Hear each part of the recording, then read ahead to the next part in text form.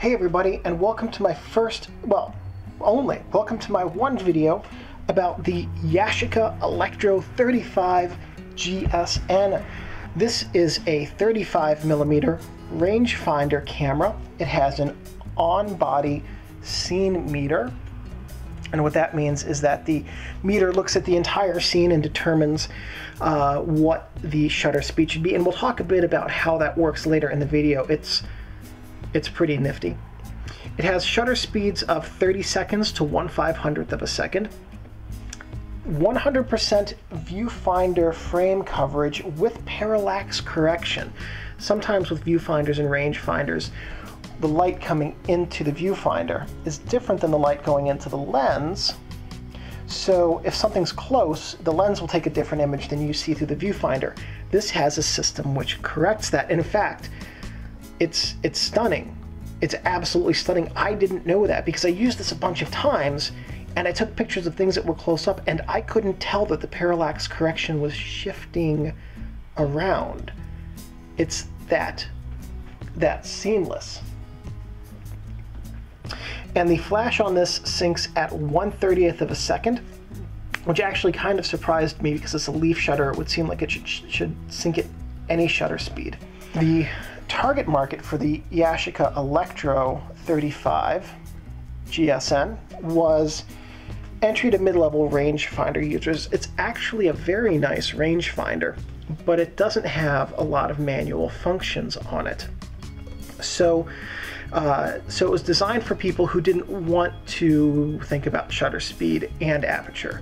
It allows you to set the aperture and then the camera figures out your shutter speed for you. And of note, by the mid-1970s, when this was coming out, SLRs were much more common than they were when rangefinders were in vogue in the 50s and 60s. And so the rangefinders of this guy's era were relegated to entry-level cameras, and so they took on more entry-level type features. When it was new, this retailed for about $120, which in 2014 dollars is about $520. It was produced by Yashica from 1973 to 1977. One of the sources I found said it was produced until 1987, but I don't believe that's correct. I believe this was only produced for 4 years, not 14, and it was made in Hong Kong. It was preceded by the Electro 35 GS, and it was concurrent with the 35 GTN, GX, and FC, Electro FC. And it was followed by nothing. This was the end of Yashica's rangefinder family, and it's a good end. It is a simply stunning camera, and the results that I have gotten from this it's simply mind-blowing. When I first started to use this camera, I was not expecting the quality of results that it returned. You'll see at the end of this video when we do some photos that this has a simply amazing meter and simply amazing lens. All right, so here is the top of the 35 GSN, and even though they're on the side, we're going to start with the strap lugs over here where you can attach your camera strap. We have the film rewind knob and film rewind lever that you would use to rewind your film. Have the flash hot shoe. We have your over and under exposure indicator. It doesn't tell you how much you're over or under, just that you are.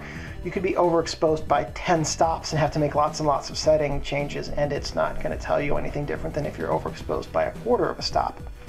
Here's your ISO dial. I don't very often watch other people's videos about cameras I'm going to do a video on until after I do my video, because I don't want to copy them. I want them to be these to be my own. I accidentally watched one about the GSN, and the reviewer said that this is the shutter speed dial. That is 100% not correct. This is your film ISO selection dial. It goes from 25 to 1000 ISO.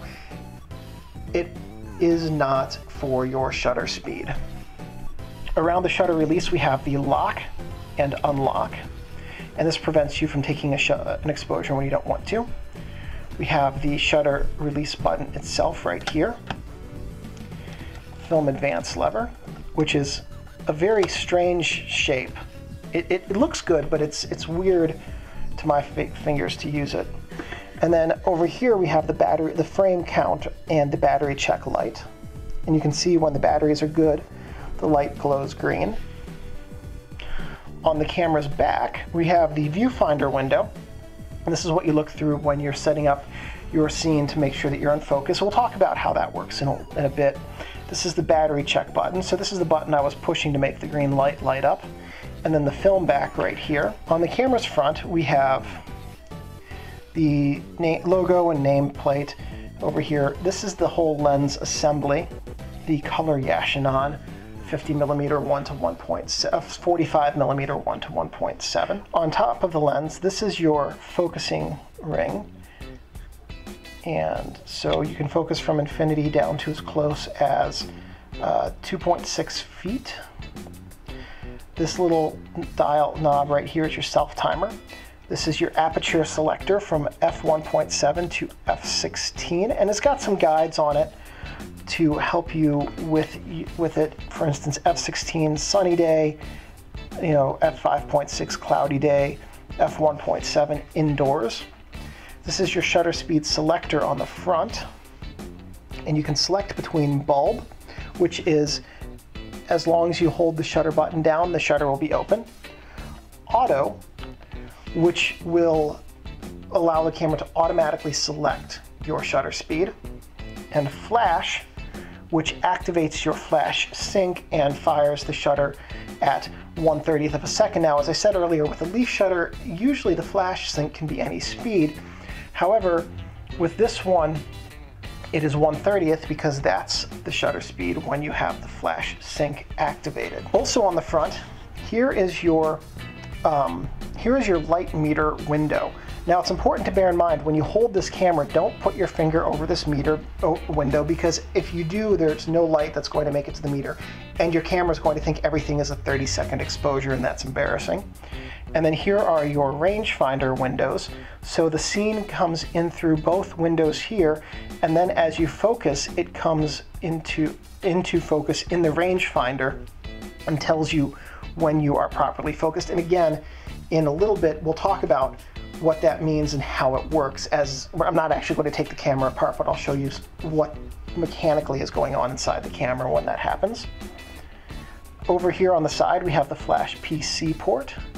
So you can either use your hot shoe or your PC port to control your flash. On the camera's bottom, we've got Made in Hong Kong. This is your film release button. So this is what you would push to rewind your film. Tripod bushing and battery chamber. Batteries for this camera aren't made anymore. We're going to talk about two workarounds that are virtually free, or you can get an adapter. We'll talk about the 3 different options for batteries for this camera that you can still do. And so yes, you can still get batteries for this camera. They're just not the correct size and shape. To open up the film back, lift up the film release knob, and there we go. Here we are inside the camera. And here's the film cassette chamber. And what you do is you put your film in there, and then you pull your leader out. These are the film guide rails.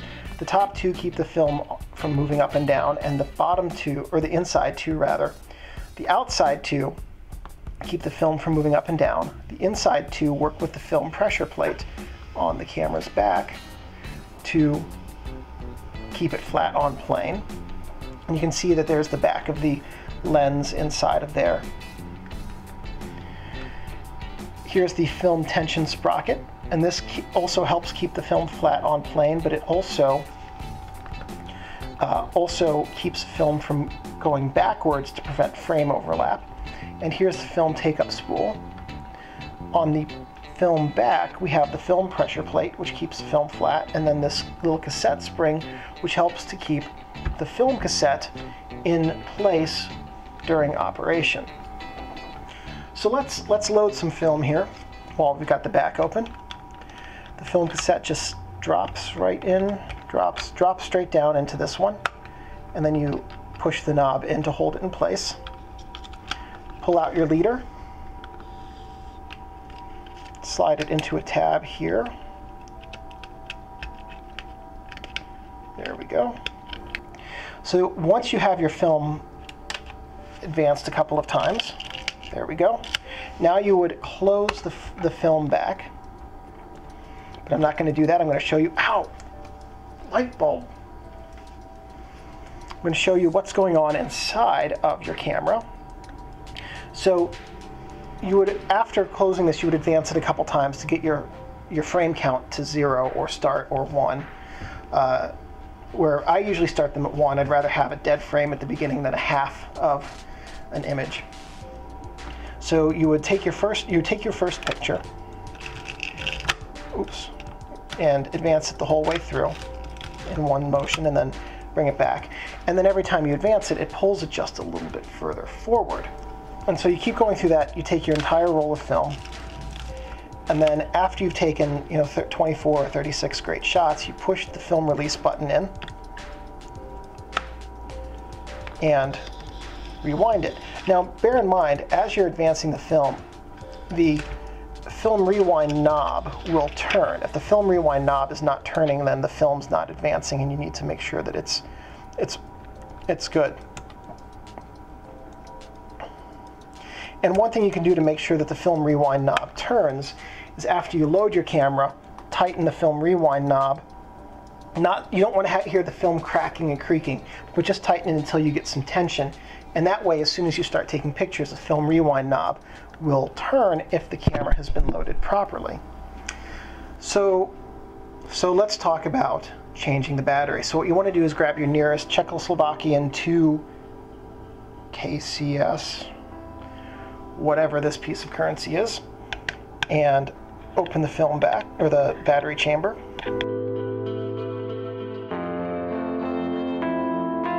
This takes a 5.6 volt PX32 battery. However, those aren't made anymore, and if you're trying to find one, you are out of luck. They are very large batteries, and the battery that is the same size as it will not actually power this camera. So Yashica, when they made this, whether intended or not, did a very good job of putting in circuitry to allow it to take batteries of slightly different voltage. So there are two very easy workarounds. There's an adapter you can buy that will allow you to use an LR44 battery in this. I don't see any reason to buy an adapter, honestly, if there's a cheap or free workaround. So here's one of them. Here is a CR123 battery, and I put that in upside down already. All right. So the positive side goes up. So here's a CR123 battery, and then here are two LR44 batteries that I taped together, and just drop them in there.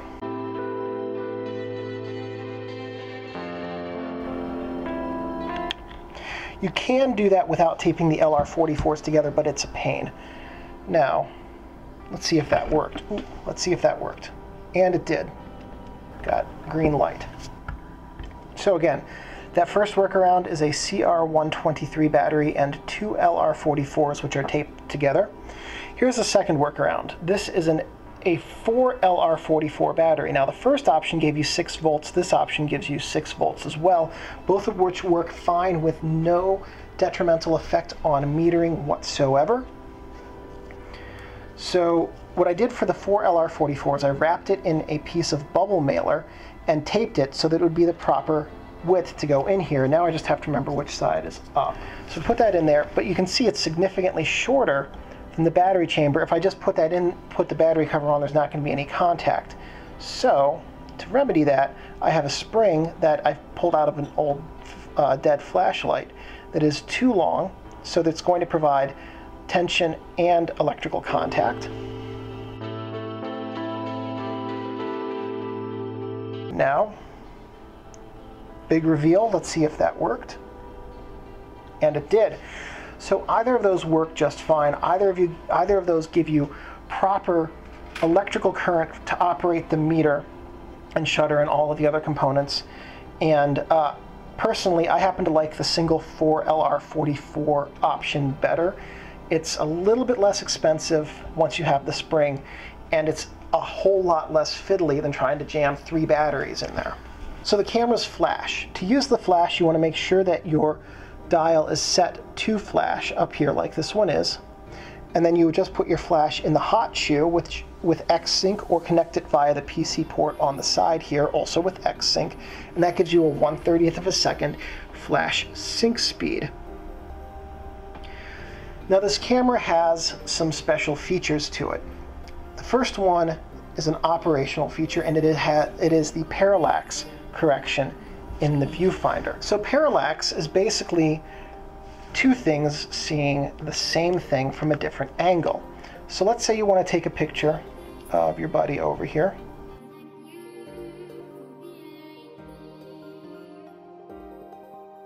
Now, let's say, for instance, here's your lens, and here's your viewfinder.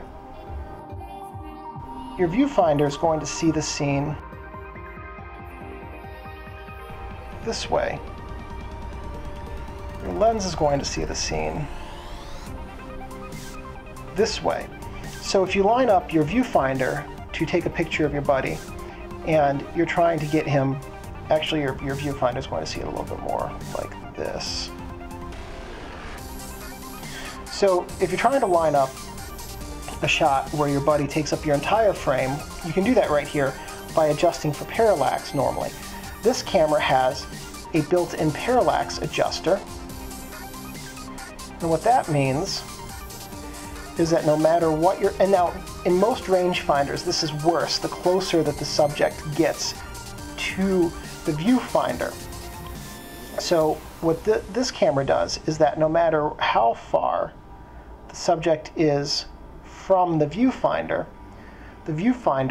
will always see what the lens is going to see, because it changes the angle of the mirrors within the range finding mechanism to adjust for parallax. Let's talk about how the range finding mechanism actually works. So if you were to take apart your camera and see the range finder, there would be a mirror here and a mirror here. Here's the viewfinder, the glass you look through. Here's a window, and here's a window.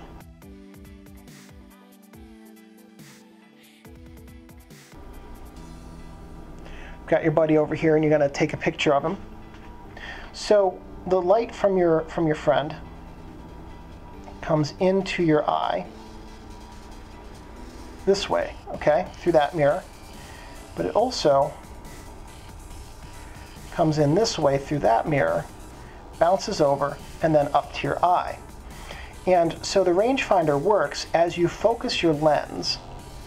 This mirror changes, and this is grossly exaggerated, but it changes its angle so that the light hitting it comes in at a different angle and goes to this mirror at a different angle. So in practice, what happens when you look through the viewfinder window, you will see two images overlaying each other. You'll see your primary image of your friend right there, and when it's in focus, this is what it will look like. If it's out of focus, it will look more like this.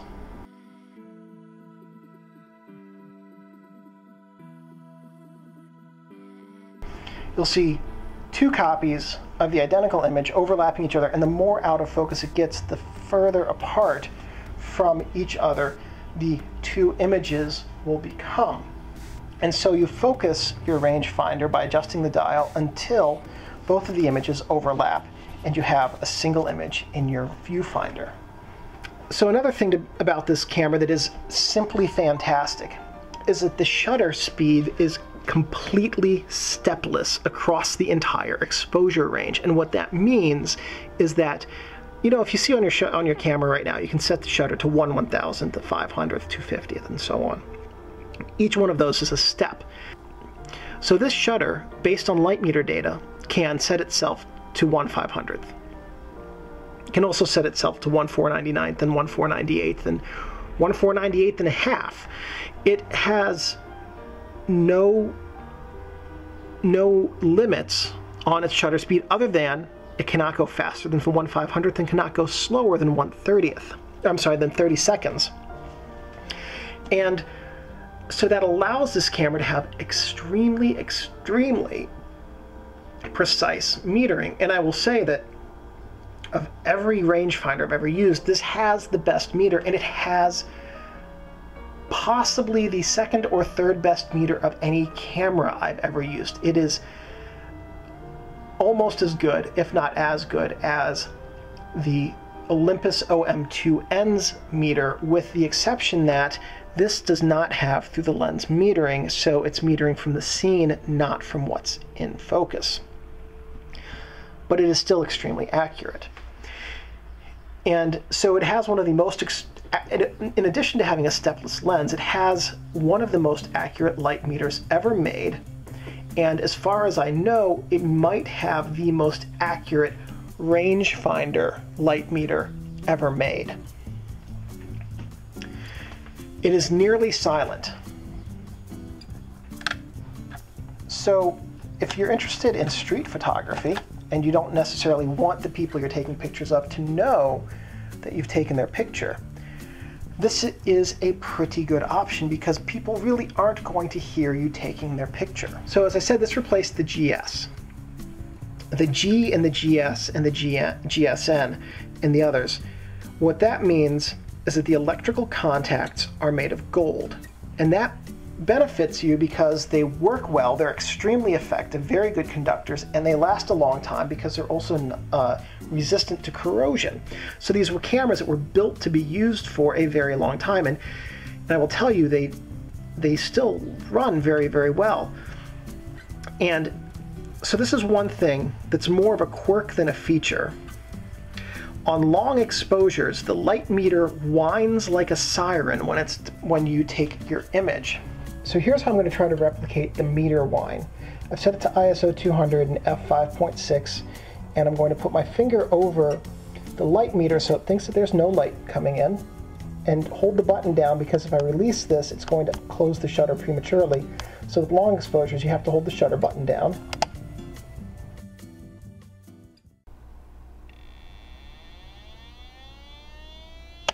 So on this camera, the meter whine begins right before the shutter closes, and I call that a quirk. I didn't find anything that said that was a feature that alerts people to when the shutter is about to close. What I read was that it's due to aging capacitors charging up.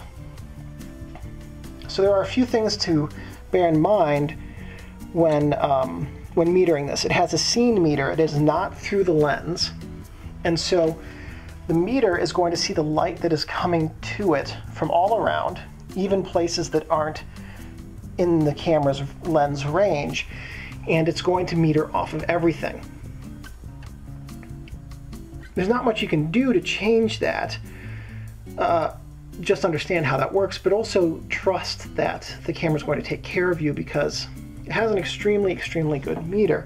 I have not had any issues with this metering correctly. Every single shot I've taken has been metered spot on. So let's talk a little bit about some quirks with taking a photo. So what you can do to take a photo is you can adjust your aperture to whatever you want and set it in bulb, auto, or flash. Typically you'll want to leave it in auto and let the camera choose your shutter speed. So when you look through the viewfinder, you'll see two lights inside of it, a red arrow and an orange arrow. If you see a red arrow, well, there's a red arrow on the aperture, and what that means is to turn the aperture in the direction of the red arrow, which is also the direction of the red arrow in the viewfinder.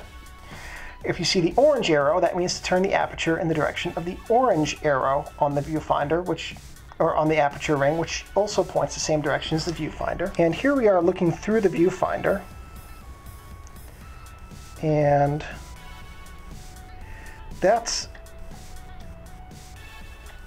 there we go. There's the red arrow, you can see. And there's the orange arrow. So the orange arrow tells you that your shutter speed is going to be slow. You can't safely hold it. And the red arrow tells you you're going to be overexposed. You could also see the gold lines in there. Those were from, those were your framing lines. So the gold lines that are around the corner, that's to let you know where your image is going to be and what's going to be on the final frame. So you can also see those on the top here. It's going to tell me that my shutter speed will be slow. Let's try and get a little bit better light here. So my shutter speed is going to be slow.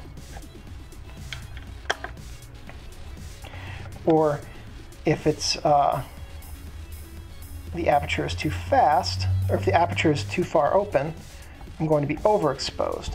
So red light means to turn it to the right, orange light means to turn it to the left. And if you have a longer exposure, like a quarter of a second or longer, then you have to hold the shutter button down for the duration of the exposure. And I don't know, honestly don't know if that's just this one or if that's all of them, because nothing I've read said that you had to do that, but you definitely have to on this one. Then here between the focusing helicoil and the shutter ring, we have some lines. 4, 8, 11, 16. Those are your hyperfocal distance focusing lines. So for instance, if I set infinity over here to 16, and I set the aperture at f16, everything from, let's call it 6.5, 7 feet in that range, out to infinity will be in focus. Whereas if I set it at f8, right now, everything from infinity down to about 15 feet will be in focus. So hyperfocal, zone focusing, snapshot, whatever you want to call it, this allows you to know if you're just walking down the street and you see something and it's 15 feet away. Okay, well, it's a good thing I'm walking around at f16 and I'm set to for everything from infinity down to 7 feet to be in focus. Go click, take the picture, and you know it's going to be in focus. And it's going to be interesting, and you don't have to worry about looking through the viewfinder to make sure that your focus is accurate. You know that you're hyperfocal and everything in this range will be in focus. And this is also useful at the lower ranges. For instance, if you're close up to something, here we know that at 3 feet, everything from 3 feet out to 4.5 feet will be in focus at the close end. Or if you set it to 10 feet in the middle, then everything from about 50 feet down to 6 feet will be in focus in that range. That's all at f16. And so the guides show you different numbers. At f1.7, you're always going to have a pretty thin focal range. So one last thing, this is your ISO dial on the top. So what you want to do is set it to whatever you want your film speed to be. And you can either set it to the rated film speed. So if you have 400 speed film, you can set it to 400, or you can pull process it to 200, 100, or 50 even, or push process it out to 800. Some of them will go to 1600, but this camera only goes up to 1000. And the orange indicates a full stop. The white are third stop increments. And so the way that the camera develops a shutter speed automatically is it takes the ISO data with the meter data with the aperture data, and it combines them to figure out what the proper exposure should be. So once you set your ISO dial, don't change it. The only thing you want to change are your aperture and your focus when you're taking a picture. And of course, make sure when you're taking a picture, don't hold it like this with your finger over the meter window. It's a big no-no. A couple of things not to do with this camera. Don't touch the shutter because you will brick this camera and they're not cheap to get repaired. Do not leave your camera or lenses in your car because it'll be damaged by heat. Oil can get onto the shutter blades and make it very slow. Do not store your gear in a plastic bag or box because it will get fungus. And that's a very good way to ruin an otherwise good camera. Don't let your camera get wet. It's not weather sealed. Water can get into these and it can short out the circuitry, and then you've ruined your camera, and that's not a repair that can be done. And just remember, your camera is a precision tool and should be handled with care and respect, and this camera takes stunning, stunning photos, well metered, sharper than almost any lens I've ever used. It's one of the 5 or 6 sharpest lenses I've ever had my hands on. It's up there with Pentax FA limited lenses in terms of image sharpness. I'm absolutely blown away by how good this lens is. In fact, after I say my farewells in just a second, I'm going to share some images I've taken with this camera, and you can see that it is a simply stunning performer. So if you have any questions or comments, please leave those below. I'm pretty good about responding fairly quickly. If this video was helpful, please leave me a thumbs up. That lets me know that I'm producing content which is useful to you guys. If you'd like to subscribe, go ahead and do that, and that'll let you know when I have more film videos coming out, and digital. I'm expanding into digital as well, more and more. If you have any ideas for videos, let me know. I'm more than happy to make them if I have the equipment and the technical know-how. And one last thing before photos, thank you guys for watching. Yashica, with the GSN, culminated an already great camera series. The GSN's light meter, probably the best ever fitted onto a rangefinder, and the camera's ability to change shutter speeds steplessly combined to make this one of the best and most reliable exposures available. Add to that the scalpel sharp lens, and the GSN is capable of taking photos that are better than most every SLR ever made. Perfect for scenery, people, street photography, portraits, and myriad other subjects, this camera really is the only one any person would ever truly need. True, the lens is fixed and it can't take macro, wide-angle, or telephoto shots, but for most people and in most situations, that's not an issue. And to answer a few good questions, yes, this camera is sharper than your digital camera. And yes, this camera does have a more accurate light meter.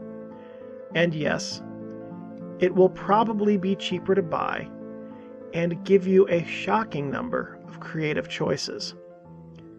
This is the sort of camera that is easy to love.